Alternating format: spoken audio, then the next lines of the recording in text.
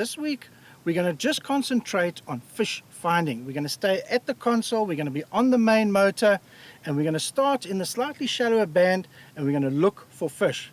The type of structure that we're targeting today is a point. The first thing you're going to do is set your sonar up once again. We're going to be in that 10 to 11 foot range, so we're going to select a depth range of 15 feet. We're going to utilize our side scan. We can increase that range to about 100 or 120 feet. Once we've set our sonar up, we're going to set the chart plotter up. This is quite easy, but we're going to be using a unit all on its own, and from pages just select chart. We're going to, from our chart options, we're going to use look ahead. We need that. From our main menu, from chart, we're going to make sure the range rings are on and the heading extension is on.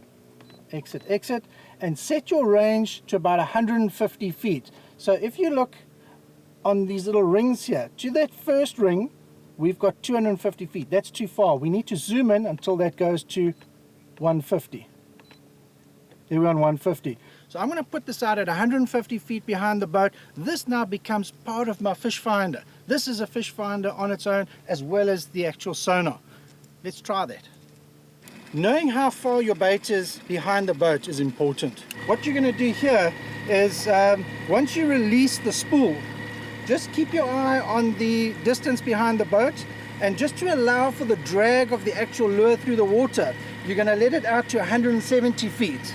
At 170 feet, you're going to lock up, and at that point, your lure should be around that 150 foot behind the actual boat. As you can see, we've come around this point here. We've come around this 13 to 14 foot mark, and we want to see if there's any fish here.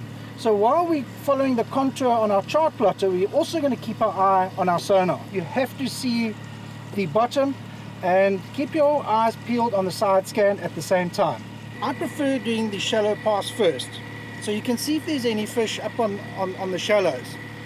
If you see nothing, if you don't see any arches, you don't get any bites, you're going to go to the next range, and you must have the appropriate lure set up for that.